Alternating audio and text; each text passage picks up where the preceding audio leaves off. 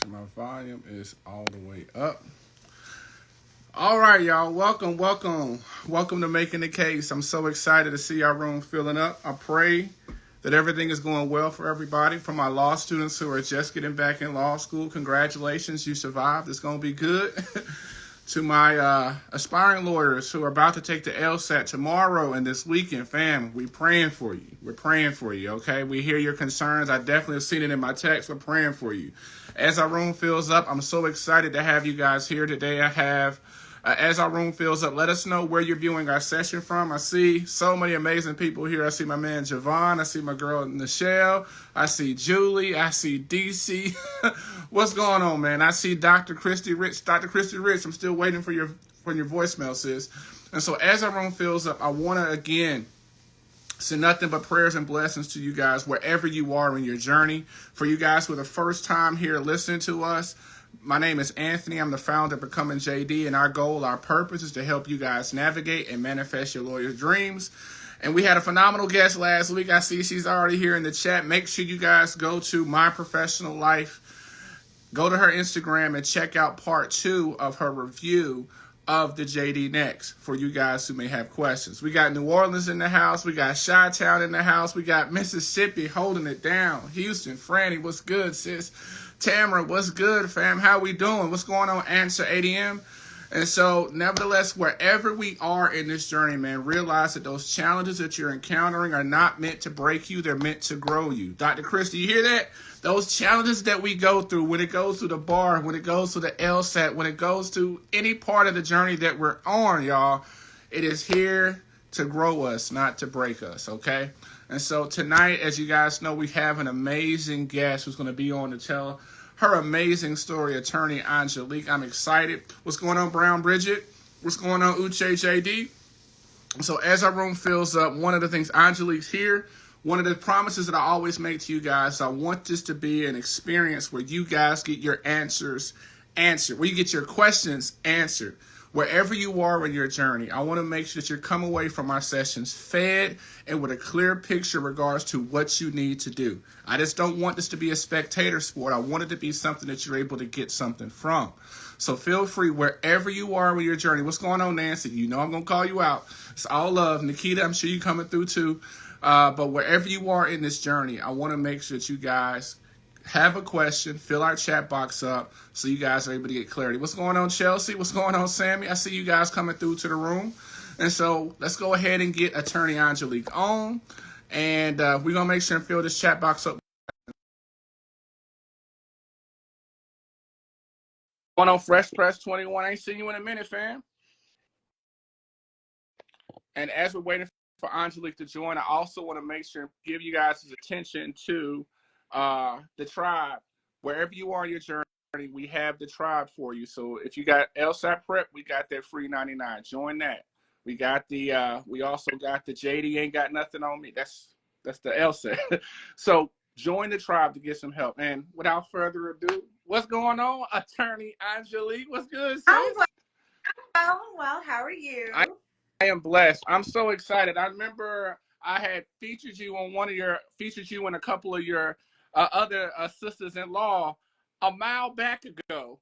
I was just talking about that today. Yes. I think y'all had your Halloween get up on, right? Yes, we were soul train dancers, and we won. And so when I saw, because I just checked, something popped up. It said Angelique Bar. I was like, oh snap, we definitely got to show this sister some love. And so I'm so excited to have you here because I think like one thing that's amazing is it's been 4 years, but boy, it goes by fast when you're grinding and you're working.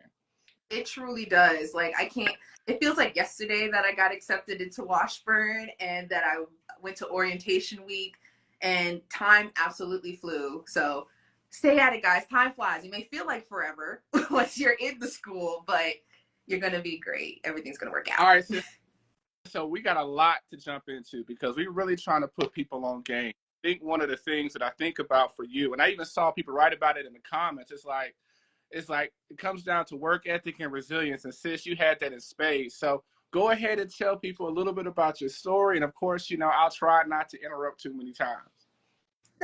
Listen, this is your platform and I'm a guest, so feel free to interrupt with questions. Hi everyone. My name is Attorney Angelique Brown. It has a nice little ring to it, now, especially now. I am originally from Long Island, New York. So shout out to all the New Yorkers out there. I am also an alumna from the illustrious Hampton University. And during my senior year at Hampton, I applied to the CLEO program. And what is CLEO? So CLEO is the Council on Legal Education and Opportunities. Big on opportunities. That's a big O, okay? And for years I would hear about CLEO, and I'm speaking about this specifically because I posted on my story earlier that doubt kills more dreams than failure does, and that's very true. So for during that time period, I had a lot of self-doubt, and I heard about CLEO, and I'm like, CLEO wouldn't want me. I'm not good enough for CLEO. Now luck. So thanks to my mentors that were part of CLEO and even like told me, girl, you need to apply, let's do it. They, put the fire under my feet to go ahead and apply, and I did my interview process. And you know how sometimes you feel like you're walking in your purpose, or you don't feel like you're by yourself, or future lawyers, you may feel this soon to come. During my interview, I thought I did terribly, but it felt like because it was a Zoom interview also, I felt like I had like a crowd of people behind me. Mind you, I was set up just like this by the wall, but it felt like I wasn't by myself. So when the time came that I got my acceptance letter, I was ecstatic because at this time I applied to so many schools and kept getting rejected after rejected after rejected. Now, I wanted to be a lawyer since I was 3. Well, I really want to be president since I was 3, but baby steps. We got baby steps. So I didn't have a plan B. I was like, this gotta work. It has to work. There's no other way. And thanks to CLEO, I was able to then be selected to be part of CLIC. And with CLIC, what they do is they have a group of students that they match with their partner law schools. So I matched with We got some people, and I'm going to ask you some questions like, but hold on, how do I apply to CLEO? Is CLEO, I ain't got no money. CLEO is only for certain people. Maybe that's a New York program. So go ahead and educate them just a little bit about, how do I apply? Is it free? And can somebody from the West Coast apply to the CLEO program? How does it go? Put them on game, sis. First of all, any and everybody can apply to CLEO. Any and everybody. This is such an illustrious program that as you matriculate into networking programs or you're going to pre-law programs, you'd be surprised how many CLEO alum are in the room. CLEO has helped put judges on, the politicians, attorneys, lawyers, you name it. It is a giant pipeline program. It doesn't matter where you are in this country. When I did my pre-law summer institute program with CLEO, we had people from all over the country, various ages, various backgrounds, career backgrounds. Some of them were grown, had families, and they took a chance and said, you know what, this is an opportunity. I'm going to apply, and I'm going to follow my dream and become an attorney.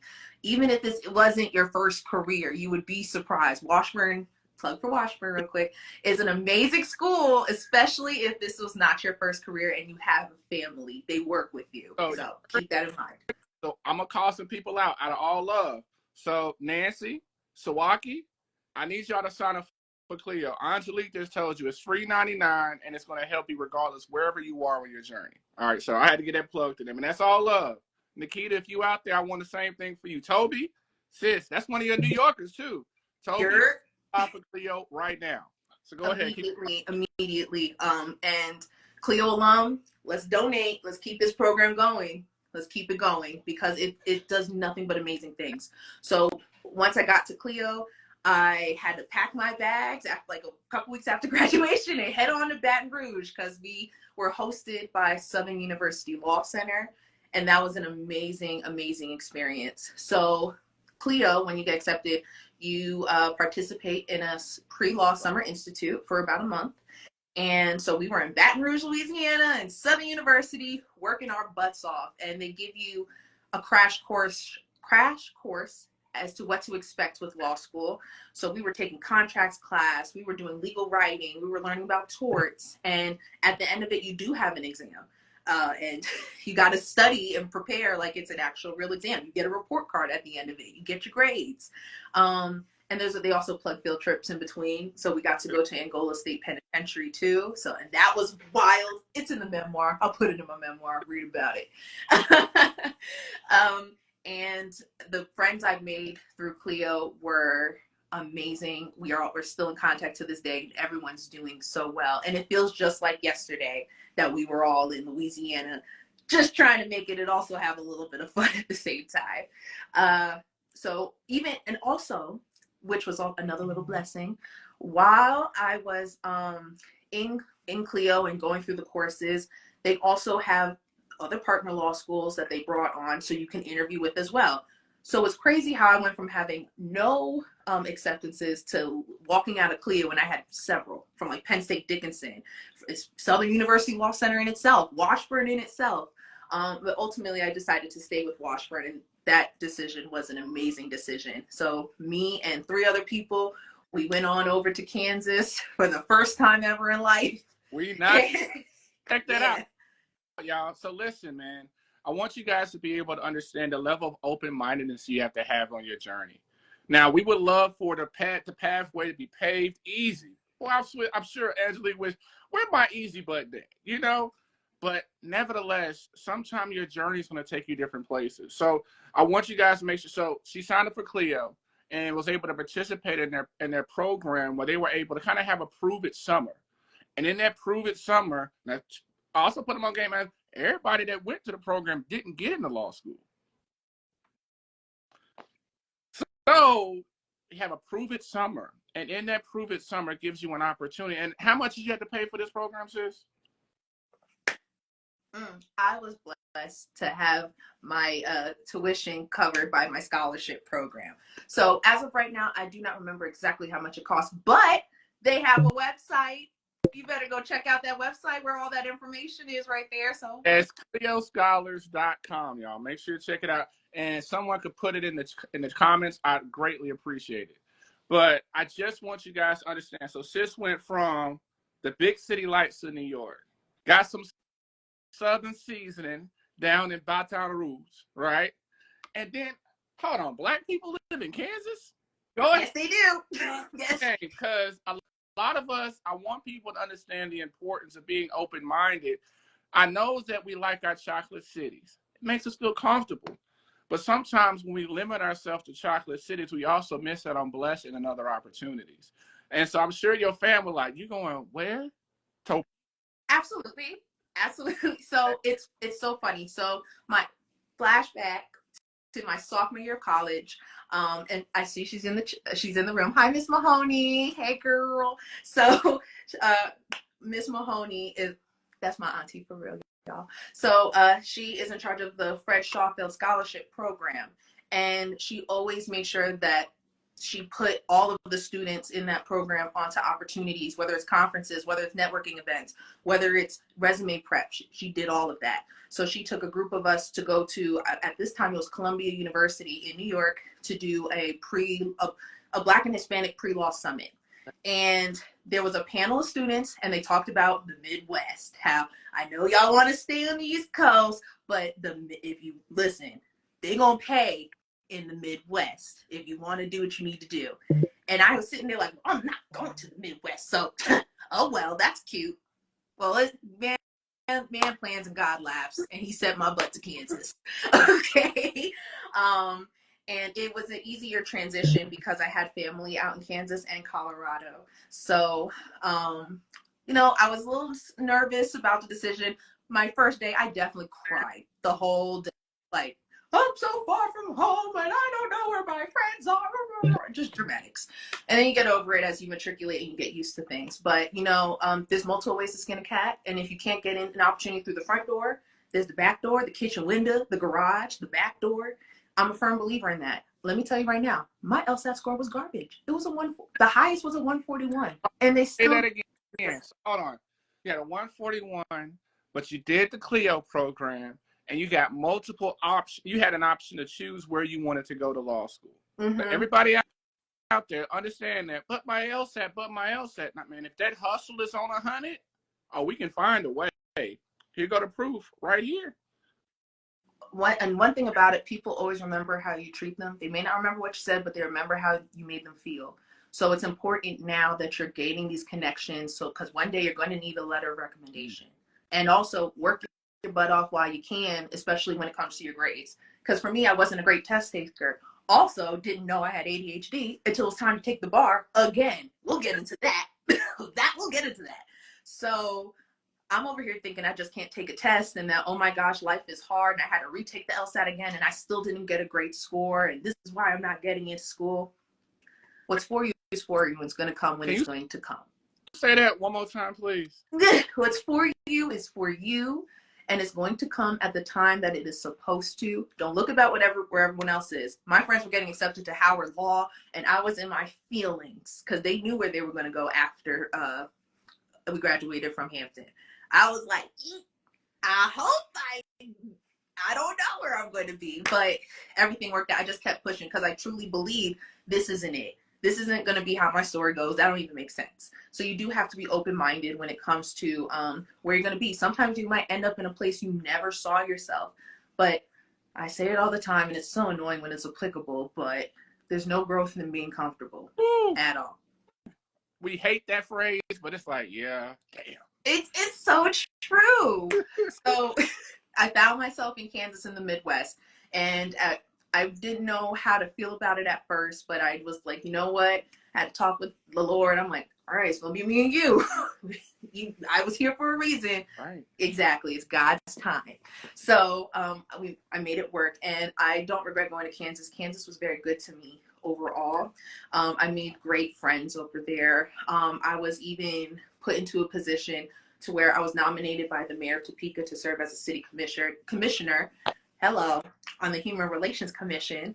And pretty much what we did was we helped create legislation to help, not just with the diversity when it comes to Topeka, but creating legislation to make sure that people are protected through the diversity. So what you'll learn when you go to law school, guys, is, hey, we have like morals, most of us, but if it's not codified and written down, morals don't work in the courtroom. If someone denies you a job or housing because of your gender, because of your sexual orientation or your race, and there's no rule saying, well, they can't not do it,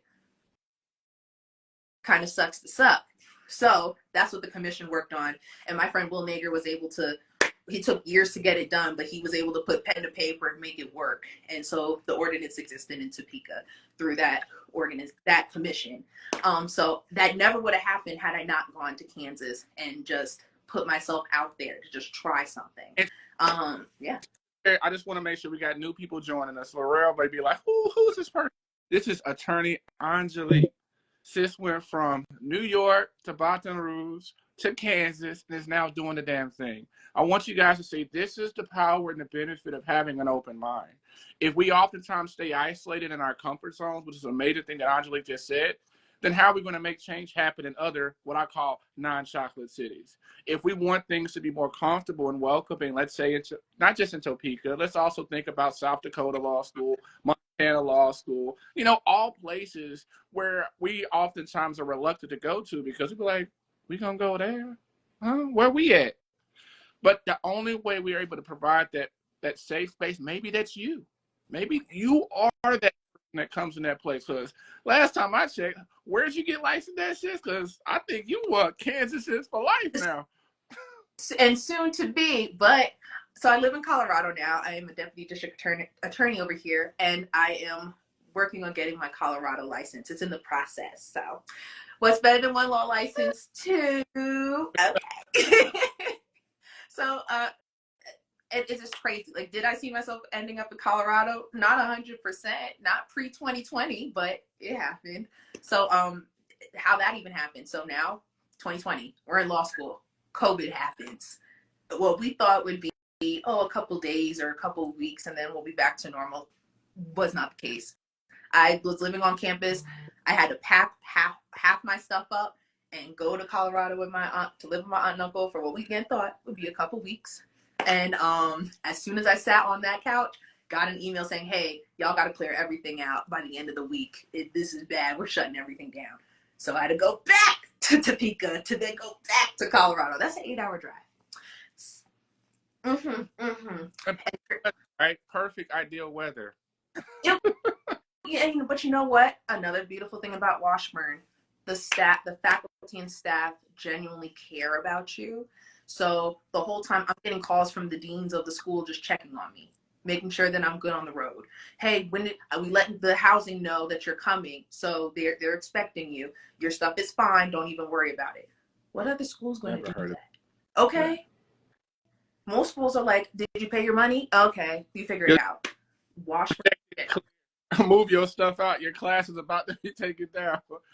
For real, Washburn genuinely cares about their students, and they also have a third year anywhere program. So if your heart is not set to stay in Kansas, that's okay. Your third year, you can go anywhere you want to go. Hello. Yeah.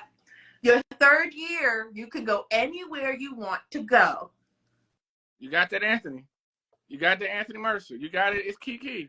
And so one of the things I think that's amazing is oftentimes, a lot of people oftentimes experience a lot of challenges. And I really want you, because think about it, like a lot of people about to take the LSAT this week, tomorrow and Saturday.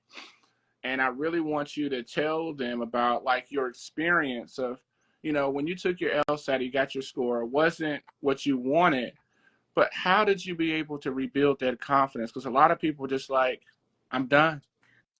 I can't do it no more. Or I'm going to apply next year. What made you say, you know what, man, F it. I'm jumping. I'm jumping out on faith, and we're going to make it happen. My score ain't me, but I'm going to jump. Honestly, just how you said it, my score is not me.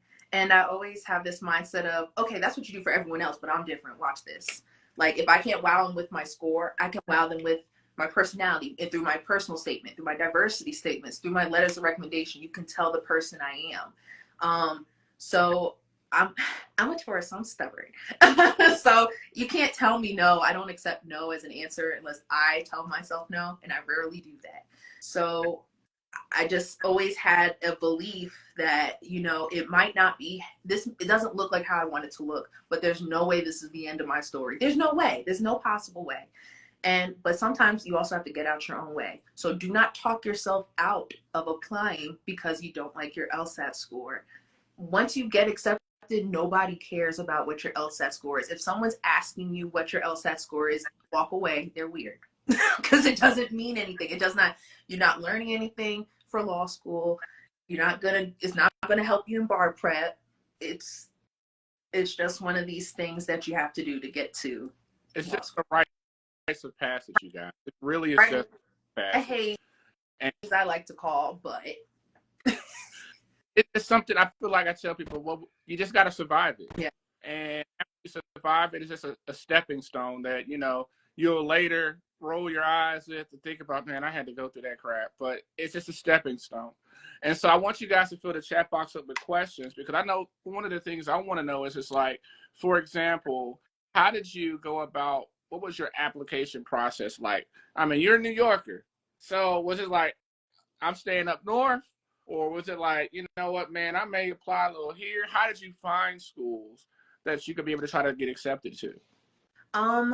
Let's see if I remember, because I Hey, I was like, oh my gosh, it's been such a little bit of time. I wanted to stay on the East Coast at the time, so I wasn't married to New York, but I said I'll throw my hat in there. If I end up going home, at least I can stay at my house. I got a room. It works. Um, so I think I applied to Toro. I know I applied to Howard because I remember when I got the rejection letter, it was a bad day at work, and I was like, this is it. I'm never getting it anywhere. So I primarily focused on like the East Coast for sure.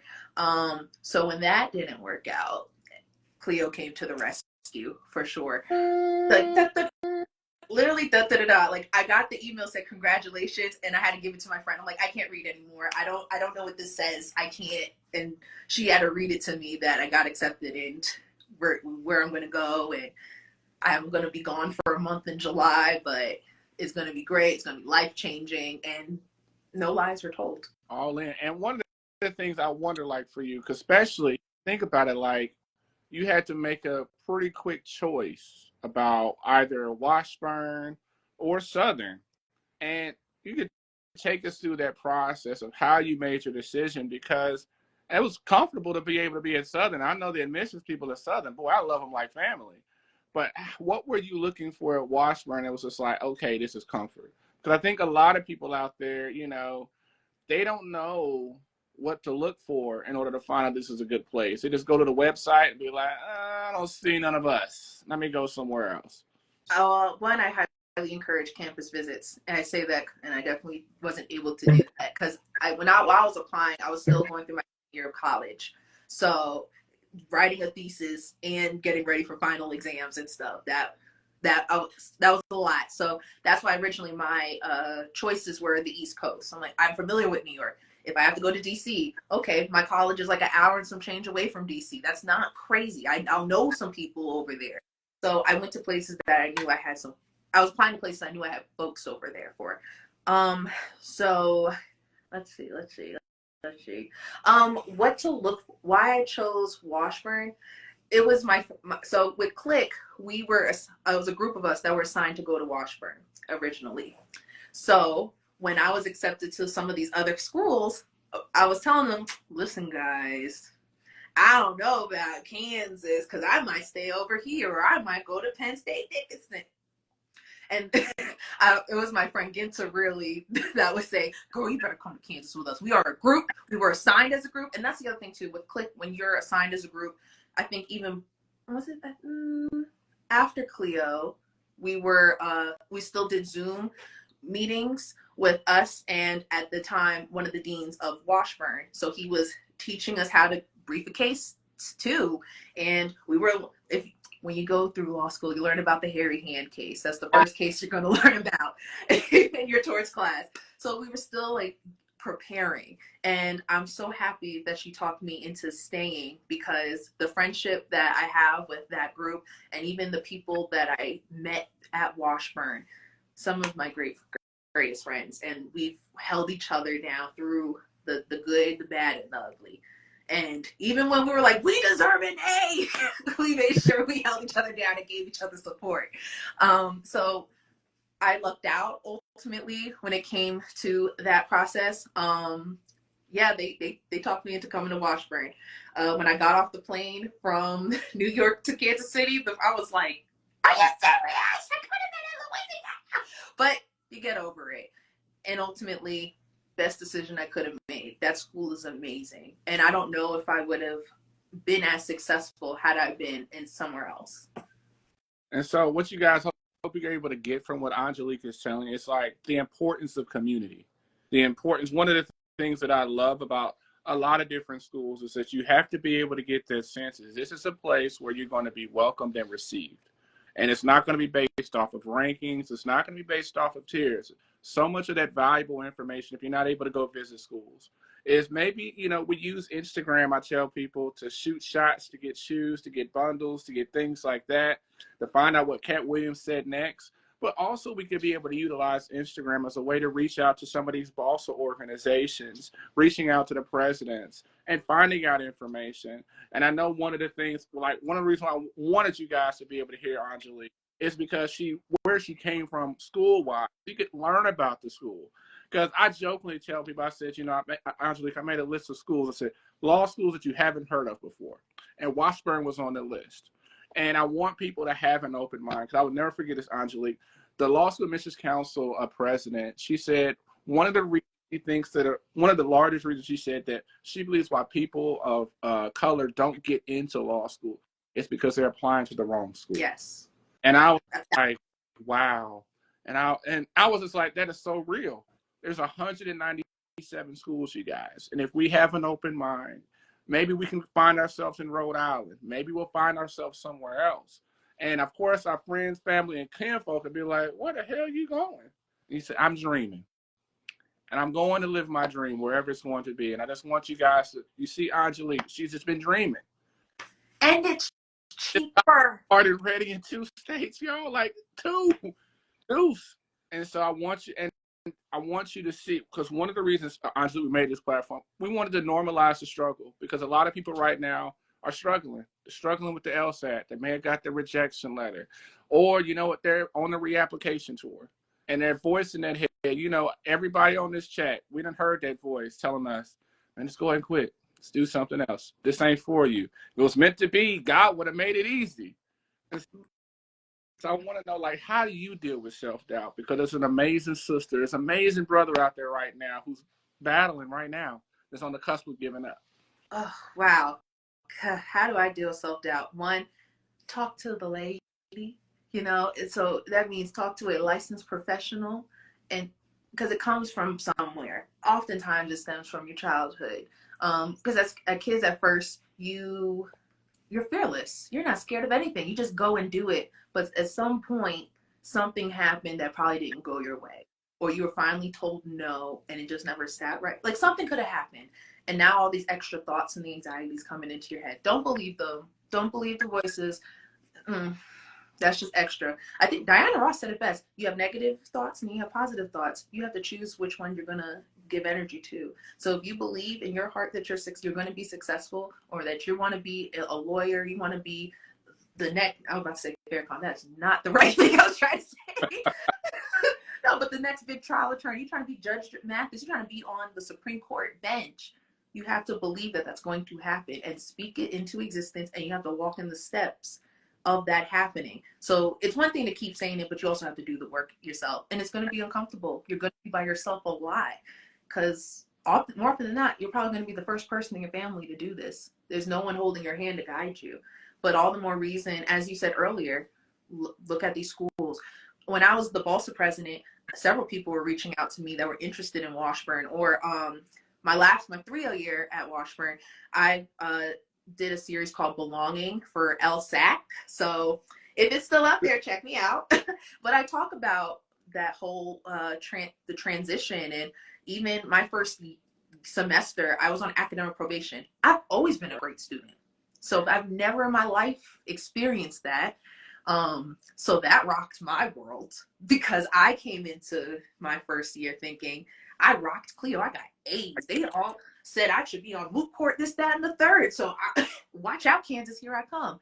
And then I got humbled real quick. So future lawyers, as you go through your first semester, and yes, it's going to be a little scary because you're going to have people that walk in with suits, or they were maybe paralegals before, or maybe people in class just make it seem like they just know everything and they have all the questions. After your first semester grades come out, people get quiet. It gets a little different, okay? And you'll see exactly what I'm talking about. Everyone sees, like, where did that group go? They in the library reading because that grade wasn't where it was supposed to be. So, you know, it takes time. And I was devastated. I'll never forget, I got my little memo back from, mind you, okay, so memos are like part of your writing assignments in your legal writing class. And my professor, she didn't want to look at all of our full memos, because she said it wasn't fair, because she'd be able to tell whose was what, because we didn't have our names on the memos, it was exam numbers. So she would only look at 2 lines out of your entire, I'm not joking, out of your entire memo.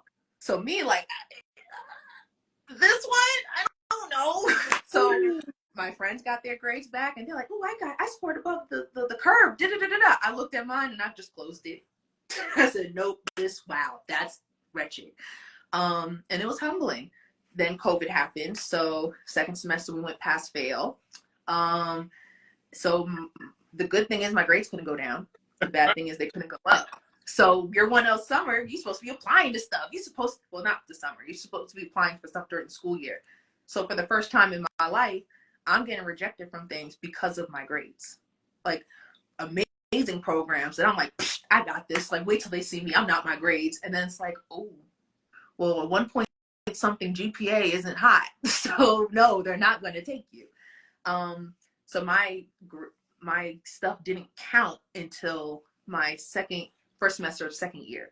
Yeah. And that was intense. It was very stressful. But also you also have to do the work. So it was like boots on the ground, mentors called, what are we going to do? How are we going to get this together? We created a game plan. You have to also be real and vulnerable, which is vulnerable. Like, I messed up. This isn't who I am, but do the work to fix it. If you aren't this number, show us you're not this number. put in the work. I had to write addendums. I had to like ask for multiple letters of recommendation, had to explain myself all time after time after time after time. Even getting this Colorado license, I still had to explain myself for things. But it's part of the process. You do what you need to do to get to where you need to get to, but also keep your morals intact as well. Yeah, so second year was great. That's where I got my first A, and I was so proud of myself. Like, we made it through. I was hand in hand with Balsa. I think at that time I was the secretary, but still, like, Balsa was my baby. And we did events. We made sure we were networking with other people and other chapters. And still, we're online now because it's COVID. So going law school online was a change. Like, I don't want to say real law school because it was still law school, but I had the OG experience for like a semester and a quarter, and then it all shut down. But, you know, it was all hands on deck. Even the teachers, they moved quickly to make sure that they could work Zoom and be able to perform, but in a virtual setting. Fast forward to the 3L year. Hey, those in the chat that know me, y'all know I've held leadership positions all my life. This is what I do. I'm a little bossy, and I like things a certain way. So I was barrister ball chair, and during this time, still COVID time, for events, you have to either show either a negative COVID test or your vaccination card. Well, it was like I asked for their firstborn child. I got called a fascist, and I'm pushing an agenda, and blase, blase. And then colored came out a couple times. That was fun. Not it, just Kansas itself. Not all of them. Not everyone is like that. Not everyone is like that. Not everyone's like that. You're going to encounter some weird stuff no matter where you are. So that was fun to go through. But you think that scared me? No. Because I knew who I was. I know who I am and what I stand for. And we kept it pushing. So not only was it the highest attended barristers ball, we raised the most amount of money they've ever raised. And it all went to a public interest stipend. And everyone that applied for that stipend was able to get a check and be able to pay their bills that summer. So, how you doing? Hello. And I want play with something safe, not me. And I want you guys to be able to understand, like, a part of this journey, one of the things I say it all the time, is really this whole lawyer journey, what you're doing. You're learning the law. What you're really learning, and I'm sure Attorney Angelique can account, you're learning yourself. And it's all about you having to be honest with yourself. And I know, for example, that we have some law students who are on here who you may have had the semester that you didn't want, because get in line. Most everybody had a semester they did not want. But what happens now is, what are you going to do about it? You got to accept some things. I don't know. That's one of the hardest things. I don't know. But you have to accept. All right, but I'm going to learn. I'm going to go and bug the hell out of sis. After my semester from hell, after I got back into law school, I was bugging the hell out of teachers. I was meeting with teachers every week to the point that they kicked me out of their damn office. Anthony, go. I want this exam question. Because the thing that's amazing, you guys, about the whole law school experience and even practicing law, it really doesn't come down to intelligence. It just comes down to sheer will. Do you want this? All right, you want it? All right, so you're signing up to be uncomfortable. You really to deal with that? You're signing up to be humble. Okay, you're going to find someone to tell you that you don't know. You're signing up to say, you know what, I'm going to be tired, and you know what, I'm just going to have to deal with it. But if you're willing to accept that, law school, I guess you could say, is easy, but it's a lot of accepting that you're going to have to do. And there will be days, I'm man enough to tell you, Angelique, there have been days when I was crying, go to the car crying. Weeping, ugly cry. Not the cute Halle Berry one tear. I'm talking the Viola Davis. Like yes. It's uncomfortable. You're doing things that are not easy. Law school's not easy. I see you, Destiny. Yes, same. You're gonna cry. You gotta accept that part. But it's worth it at the end. Again, you're gonna be uncomfortable, but you don't grow from being comfortable. This is just part of it. And but think about when you come out the other side of it, can't nobody mess with you. You're not gonna just accept any old anything, because you fought to get to where you are. You fought to apply. First, you fought to take the LSAT. Applause right there. You fought to apply to the schools because you still have to also pay money to apply to these schools. You can also get a fee waiver, but still, not everyone gets those. So doing that, fight to get accepted, then fight to stay in the school, then fight to take the bar, fight, like literally, not even fight to just sit and do it, like to just sit, because you have to apply to sit for the bar. Then fight through the bar prep, fight through the bar, fight through job search, and then boom, here we are.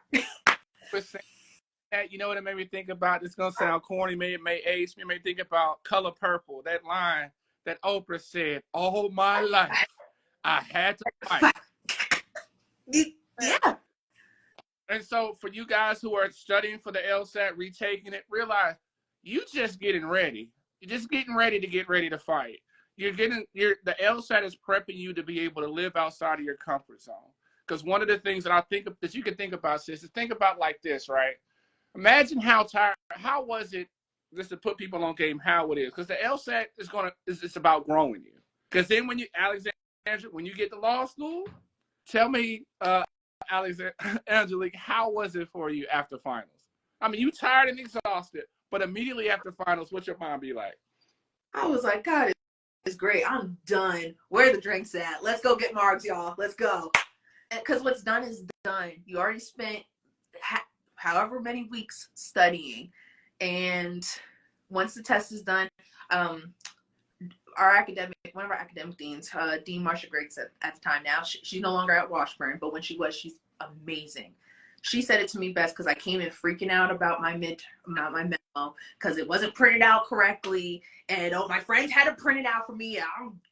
I stayed up all night trying to do the finishing touches like they tell you not to do. Hard-headed, and that, okay. I don't learn. Law school teaches you have to be humble. I'm gonna keep it a buck with you, because what I never liked was that through the process there was a lot of people that were faking the funk, meaning no one talked about mistakes. Everyone just acted like they had it all together. Yeah. I'm gonna be the first one to tell you I didn't, and that it's okay if you don't. You better figure out how to get it together, but be real if you don't have it together. It's not an uncommon thing. You'd be surprised. So, yeah. I mean, because the amazing thing about it is, one of the things you learn is that this whole idea of being creative, what are the rules? Are you following them? Same thing for the LSAT. You got to apply towards the bar, towards law school, towards even practicing law. What are the rules? Are you following them? And I used to remember when I did my memo, I was like, okay, I remember, never forget, they said, if you look at your memo and it looks like everybody else's, you're doing good. If you look at your memo and it's not, I was sitting in that class like, do y'all have Case Johnson be trained? And they're like, what? I was like, well, maybe it's just like a wild card case that I have. And I'm just like, I don't know. I might be like, I must have just found that case wasn't for that memo. It was a hot mess. But you don't know until you know. Exactly. You don't know what you don't know until you realize, oh shoot, I don't know that. And then you adjust. So those that are, even if they're the first year law students, bug your professors. They're there for a reason. They're getting a check for a reason. Make them earn the check. Because it shows that you're not just there. That you're not just passive. You care about where you are, and you care about the class. And you really want to grasp material. And if you show you care, they're going to show they care with you. And if they don't show you care, they care, you got a problem. There's ways to figure that out. Yes. Angelique, just tell me, one of the reasons why we also go to these professors is when you're trying to get a job in the summertime, you kind of got to get a letter of recommendation or somebody to vouch for you. And if you ain't there and you ain't got no uncles or aunties who are lawyers, like, some of our brothers and sisters may be fortunate enough to have, this is your end. And exactly. And also it's important when you think about networking, don't just focus on, I got to go to this networking event that they're having at the school, or, this bar association. Go, but also network across. Networking across is like talking to your classmates, getting to be friendly with them, talking to your professors and the faculty. Knock on the dean's door if they're there. Just say hi. I used to pop in Dean Pratt's office all the time. Like, hey girl, hey, just saying hi. Hey Dean Lowry, just wanted to say hi. It doesn't hurt to just put yourself out there. You know how many faces they see, but if you're a constant face, they're going to remember you and they're going to want to help you because you're showing that you care. Absolutely.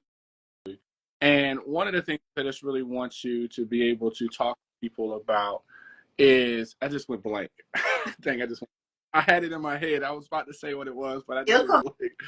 Back, though. It's okay. Like, hey, what was I going to say? What was I going to say? But I want you also to be able to tell people, like, for example, yeah, that's what it was. Like you mentioned that you had ADHD. There's a lot of people out there who are struggling undiagnosed. I didn't know that I had ADHD until I got dismissed from law school. And I remember I went to my professor. I was like, she's like, how'd you fail? You know everything. When this happened on the exam, everything went blank. And there's a lot of people out there, who don't get tested or don't get diagnosed. Like, for example, you didn't find out until after you took the bar the first time. And I want you to be able to tell people what are some words of encouragement you give to people to go get tested, to be able to get those resources. Because I don't know, were you able to get the accommodations the next time you took the bar? Okay, here we go.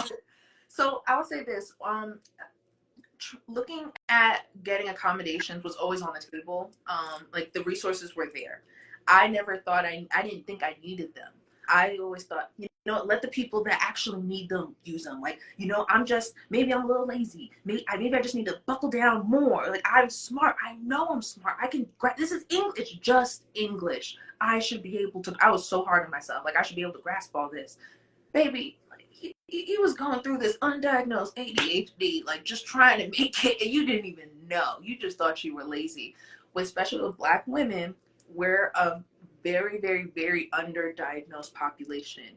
And there's a whole study on it, how like with girls and women, it comes out differently than it would with men and boys.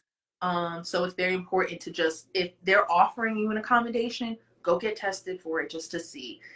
When I found, sat for the bar first time, hot mess, but I don't regret it because I needed to know what it looked like in order to prepare differently.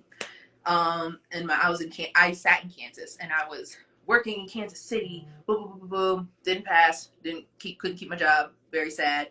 Moved to Colorado to study for the bar for February and was staying with family, thankfully. I'll never forget, February 1st came. The bar is on February 20th, by the way, usually.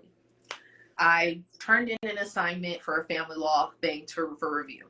One of our deans at the time was reviewing our papers, and then she emailed me like, hey girl, I've known you for 3 years. I know you work hard, but you might want to get something checked out because something's not right. And whatever you find out will absolutely help you for the summer test. Summer? Yes. That's 20 days.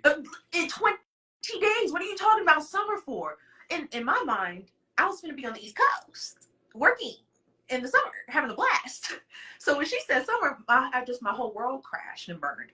And I was like, what does she think I need? What's happening? So for the month, so I had to push my test back after thinking about it for some time. I just took that as a personal failure at the time.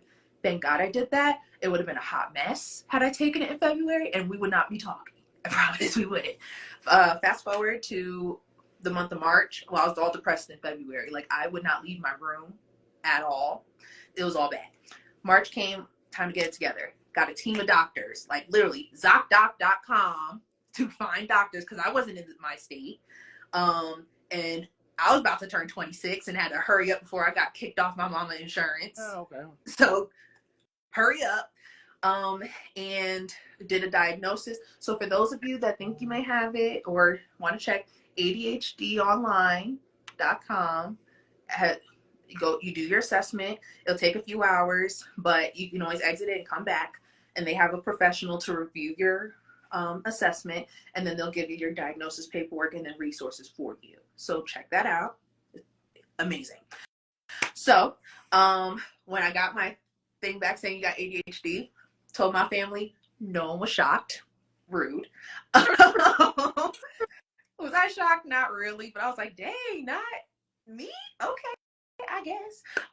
So when it came time to do accommodation paperwork, I said I was gonna save this for the memo, but here, not the memoir, but I'm trying to help y'all. This part of the live is called "Fight for What You Know Is Right" and fight for yourself, advocate for yourself, because no one's gonna do it better than you. So I put my application in timely, of course, and in March, early May. Fast forward, I get my response back first week of May. Now at this time, my Nana had passed away, right? So I'm going through all that, still studying for the bar. I got a letter saying, your accommodations request has been denied. That's it. No reason, just one line. I'm losing my mind, freaking out, like, it's May, this test is in July, what is happening? I don't have time for this. I need these, I need it. I have the paper, I can tell you that's what I need. So now I go to New York because I'm planning my Nana's funeral and we're about to have it. Still studying for the test, just trying to hang on, just trying to keep it together. Crying every other day because bar prep plus death plus this. So I call Kansas, the attorney admissions, because I'm just trying to get to the bottom of it. I'm like, well, her website says I got an interview. I never got one. What's going on? Da, da, da, da. She's like, oh, well, that's old. Then why is it still on the website? Oh, well, it should have been taken down. But it's not. So what are we doing? So then eventually she was saying, I was asking more questions. She didn't like what I said. And then she said, well, you're not being nice to me. Okay. All right. So she told me I should write a letter to explain everything. All right. First, so again, it's very important you maintain your relationships and you treat people kindly because they always remember. So I had several academic deans with me, like, this is my letter, can y'all help me? And we're on the Zoom together, like, you should edit this. This is the article you should use. Boom, boom, boom, boom, boom, boom, boom. Like, like when I say everyone's hands were on me during this time, on me, not a joke. It took a team. I did not do this alone. My first paragraph said, as per my conversation on this date with the said person at this time, she told me to do this. So here it is. Please read below. Sent it to her to send to the council for review. She didn't like it. There must be some mistake. There must be some confusion. I never told you to do this. Really? Okay. Watch this. So I felt something funny was going to happen. And I'm calling attorney admissions to make sure everything is going to be sent the way I sent it, so there's no confusion. I'm asking for this person's supervisor because she's a supervisor, but there's always a higher up, right? Afterward, well, they gave me the lady's name, refused to give me an email or a phone number. We don't get that out. Okay, watch this. I hang up. Something told me, don't give up, call somewhere else in the building. I called the judicial center, something random. Secretary like, hello, how are you? And I'm like, oh, I'm looking for such and such. This woman said, oh my God, my desk is like in front of her office and she's in the office. Oh my God, can I like get her email and her phone? Yeah, so easy, so easy. So immediately emailing, CCing, BCCing, detaching, boom, boom, boom, boom. The next day, wow, guess who got approved for accommodations for the July 2023 exam? Okay. You don't take no for an answer ever. You never take no for an answer. There's always another way to get in there. You advocate for yourself and you fight for yourself. And it's hard. It was extremely difficult because this went on until July. While also studying while fighting at the same time. Crying every other day, if not every day. Weeping. Because I'm like, this is too much. But, and it's cute, funny. I looked through my notebooks at that time and I literally put like, God didn't bring you this far to just come this far. And I also put like, you're better than Ron DeSantis and he can pass the bar, so okay, yeah, you got it. And hey, okay. So you got to keep fighting. You have, and it's difficult to have that type of focus that you have to block people out. Like people, there were still some shenanigans going on. There's still things like there's stuff that's going to happen at home. We had death. We had other issues going on. You got to block it out. My family was really good at doing that. If something stressful was coming, they did not tell me till after I was done with the test. Like even when after I was done with the test, I said, "Hey," I called my brother, like, "Hey, so what's going on?" He said, "Enjoy your weekend, Ange. I'll tell you on Monday. Enjoy your weekend." I'm like, "Oh, okay." So fight. You have to fight. No one is going to fight for you, especially when it comes to us. You have to fight to get in the door, but it's worth it in the end because you're going to show them why you deserve to be there. Yeah, you get that, Taisha? You get that? Okay, Taisha, you better get it. I mean, listen, I tell people, I said, don't let the smile fool you. She go hard. And the thing that's amazing, though, is just think about it. For you to be able to get to that point, every challenge that you face leading to that point helped you grow stronger, helped you find your voice. If it wasn't for, oftentimes when we start this journey, Alexandra, thank you for joining us, is we kind of act kind of entitled at first. And then we get smacked in the face and be like, oh, snap. That humble pie is nasty. You go, And it's like, hey, damn, okay, I'm not, well, it's like, I got to make some changes. Don't be like me and tell people, I take Fridays off because I just, I need a me day. Why was I telling people that? That's crazy. And then look, I can't be surprised what happened after. Girl, you took Friday off.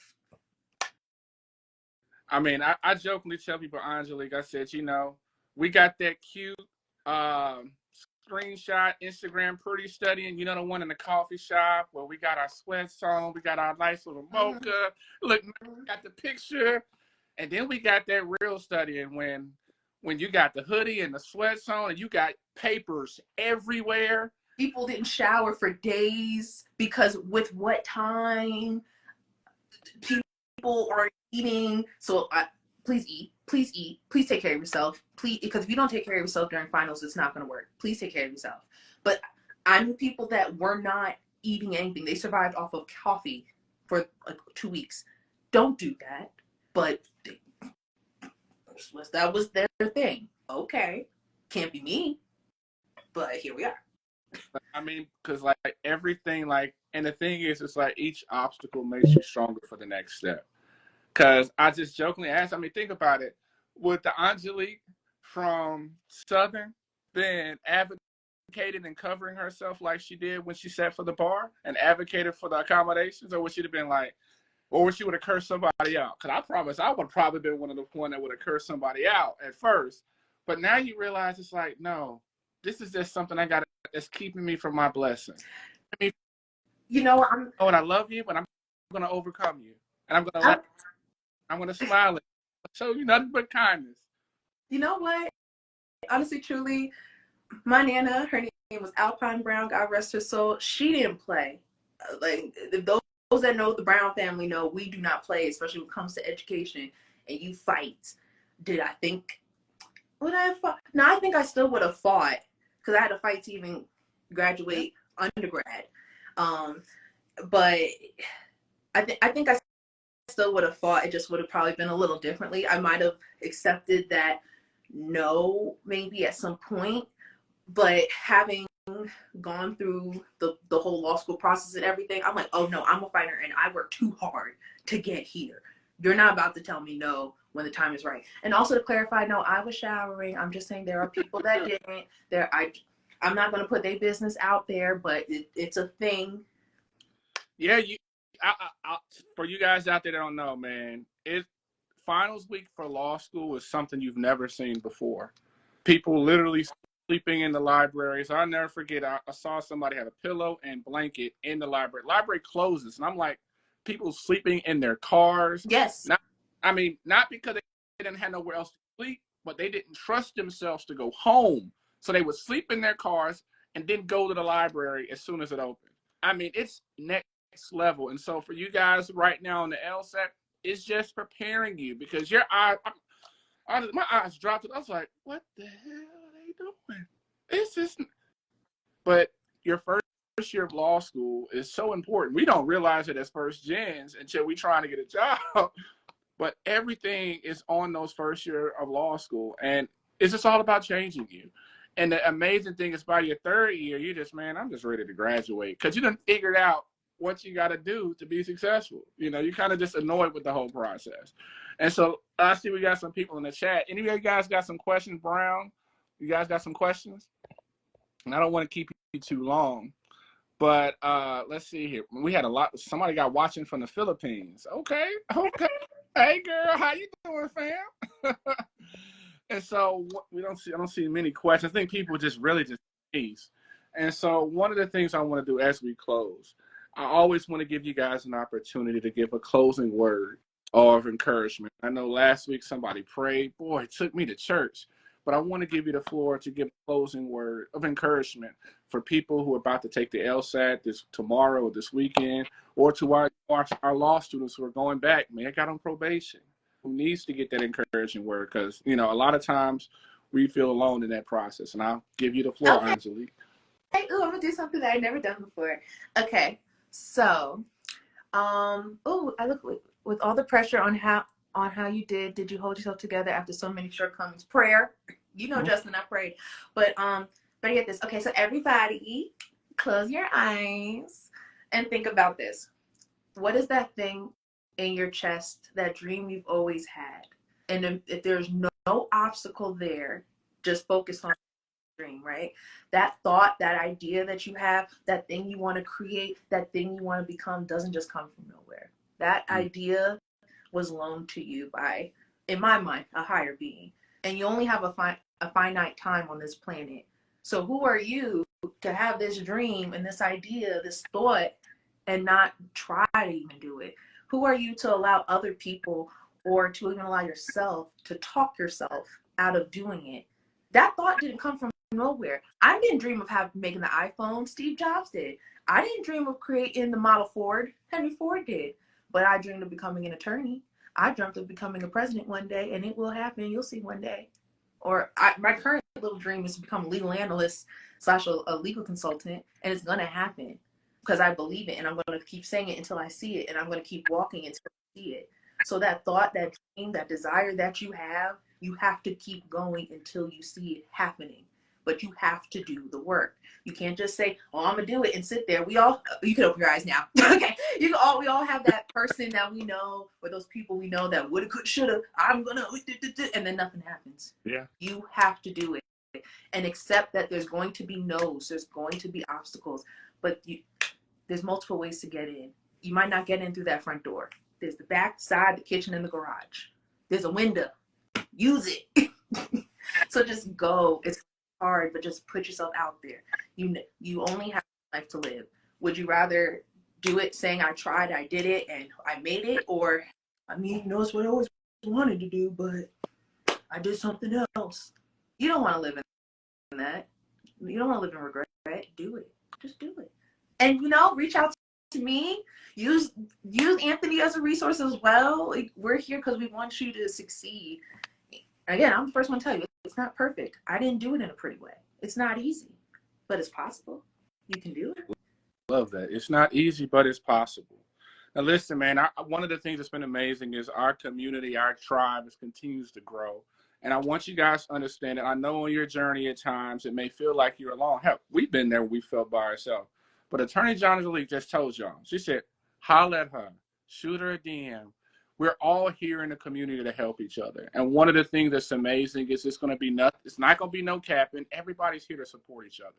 And so we've been able to create an amazing community. So reach out to Angelique, not just to talk about Washburn, but just to be able to talk about some of your challenges. Every challenge that you've encountered, somebody else has encountered it, and they still manifested it.